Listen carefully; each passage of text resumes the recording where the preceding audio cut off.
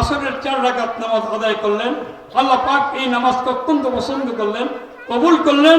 এই জন্য এই উম্মতি মুহাম্মদের উপর হযরত ইউনূস আলাইহিস সালামের 4 রাকাত নামাজকে উম্মতি মুহাম্মদের উপর আসরের নামাজকে কবুল করে নিলেন। বলেন সুবহানাল্লাহ। এই জন্য ভাই ফজরের নামাজ আদম আলাইহিস সালাম করেছেন, জোহরের নামাজ হযরত ইব্রাহিম আলাইহিস সালাম করেছেন, আসরের নামাজ হযরত ইউনূস আলাইহিস সালাম করেছেন। আসরের পরে কে আসছে? মাগরিব। মাগরিবের নামাজ হযরত দাউদ আলাইহিস সালাম। নাম শুনছেন? যে দাউদ আলাইহিস সালামের উপর জবুর কিতাব অবতীর্ণ হয়েছে। যে দাউদ আলাইহিস সালামের মুজাজা ছিল, তিনি লোহা হাতে নিলে মোমের মতো নরম হয়ে যেত, এটা যে কোনো জিনিস তৈরি করতে পারতেন। এটা হযরত দাউদ আলাইহিস সালামের মুজাজা ছিল। আর দাউদ আলাইহিস সালাম ছিলেন হযরত সুলাইমান আলাইহিস সালামের পিতা। যারা সারা বিশ্বের 4 পশু পাখি তার অধীনস্থ ছিল, জিন জাতির অধীনস্থ ছিল। যে জিন জাতির মাধ্যমে হযরত সুলাইমান আলাইহিস সালাম বাইতুল মুকাদ্দাস নির্মাণ করেছিলেন। যাক আমি ওইদিকে যাবো না, আমি বলতেছিলাম যে হযরতে ইউনূস আলাইহিস সালাম হযরতে দাউদ আলাইহিস সালাম কি করলেন?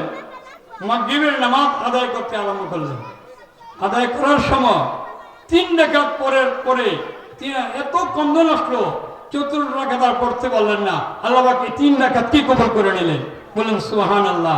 এই 3 রাকাতই মাগরিবের 3 রাকাত আল্লাহ পাকের নিকট পছন্দ হয়েছে বলে এই উম্মতি মুহাম্মদের উপর মাগরিবের 3 রাকাতকে ফরজ করে দিলেন। বলেন সুবহানাল্লাহ।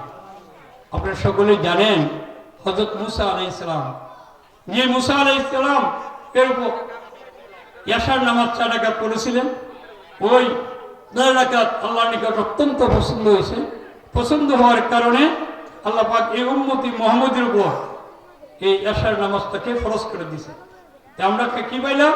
হযরত আদম আলাইহিস সালাম ফজরের নামাজ আদায় করেছেন, আল্লাহ পাক অত্যন্ত পছন্দ করেছেন। এই জন্য এই উম্মতি মুহাম্মদের উপর ফজরকে কবুল করেছেন, ফজরকে ফরজ করে দিয়েছেন। আর হযরত ইব্রাহিম আলাইহিস সালাম কুরবানিকে কবুল করেছেন, তার সন্তানকে কবুল করেছেন, জান্নাতকে থেকে দুম্বাইনে করার কারণে 4 রাকাত নামাজ আদায় করলেন। ওই জন্য হযরত ইব্রাহিম আলাইহিস সালামের নামাজকে এই উম্মতি মুহাম্মদের উপর ফরজ করে দিয়ে দিলেন। আর হযরতে ইউনূস আলাইহিস সালামের আসরের 4 রাকাত নামাজ মাছের পেটের থেকে মুক্তি পাওয়ার কারণে বললেন, আল্লাহ পাকের অত্যন্ত পছন্দ হলেন, এই উম্মতি মুহাম্মদের উপর করে দিলেন। হযরতে দাউদ আলাইহিস সালাম মাগরিবের 3 রাকাত নামাজ আদায় করলেন, এটা এই উম্মতি মুহাম্মদের উপর করলেন। আর হযরত মুসা আলাইহিস সালাম কি করলেন? এশার নামাজ পড়লেন। কোন কোন রিওয়ায়াতে পাওয়া যায় মুহাম্মদুর রাসূলুল্লাহ সাল্লাল্লাহু আলাইহি সাল্লামের উপরও এই এশার নামাজ করছেন।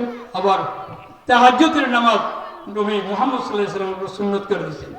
যাই হোক, এই নামাজ দেখে নবী রাসূলকে যে জিনিসগুলি পছন্দ হয়েছে এই জিনিসগুলি উম্মতের উপর ফরজ করে দিয়েছে, ওয়াজিব করেছেন। যেরকম ভাবে কুরবানি আল্লাহ পাকের নিকট হযরত ইব্রাহিম আলাইহিস সালাম, ইসমাঈল আলাইহিস সালামের কুরবানিটা আল্লাহ পাক কবুল করেছেন।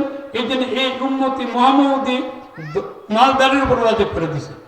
এরকম প্রত্যেকটি নবী রাসূল আদম আলাইহিস সালাম থেকে ধরে হযরত ঈসা আলাইহিস সালাম পর্যন্ত যত নবী রাসূল এসেছেন, নবী রাসূলের যে সমস্ত ভালো কাজগুলো হয়েছে আল্লাহ পাকের নিকট পছন্দ হয়েছে, সবচেয়ে বেশি কবুলিয়ত হয়েছে, ওই জিনিসগুলিকে এই উম্মতি মুহাম্মদের উপর কোনটাকে ফরজ হিসাবে কবুল করেছেন, কোনটাকে ওয়াজিব হিসাবে কবুল করেছেন, কোনটাকে সুন্নত হিসাবে কবুল করেছেন, কোনটাকে মুস্তাহাব হিসাবে কবুল করেছেন। ঠিক তেমনি ভাবে এই নামাজগুলি 5 ওয়াক্ত নামাজ হযরতে আদম আলাইহিস সালাম থেকে ধরে আকায়ে নামদার তাজদার মদিনা মুহাম্মদুর রাসূলুল্লাহ সাল্লাল্লাহু আলাইহি ওয়াসাল্লাম পর্যন্ত এই 17 রাকাত নামাজ ফরজ করে দিয়েছি। এই যে আমি 17 রাকাত পড়ব, তো এই 17 রাকাত নামাজ কিভাবে পড়ব? পড়ার কিছু নিয়ম আছে। এই 17 রাকাত নামাজ পুরুষ যারা আছি, আমরা যারা প্রাপ্তবয়স্ক আছি, ওই যে ঘরে পড়া যাবে না, দোকানে পড়ে না। কোথায় পড়বেন? শক্তি সমর্থ থাকার পরে আপনি মসজিদে এসে জামাতের সঙ্গে নামাজ আদায় করবেন। জামাতে নামাজ পড়া কি?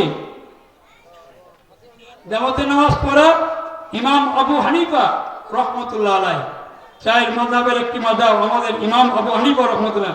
আমরা হানাফি মাযহাবের লোক, যে এই হানাফি মাযহাবের লোক হওয়ার কারণে আমরা চার মাযহাবের একটি মাযহাব হানাফি মাযহাবে ইমাম আবু হানিফা রাহমাতুল্লাহ আলাইহির মাযহাব অনুযায়ী জোহরের জামাতে নামাজ পড়া সুন্নতে মুআক্কাদা।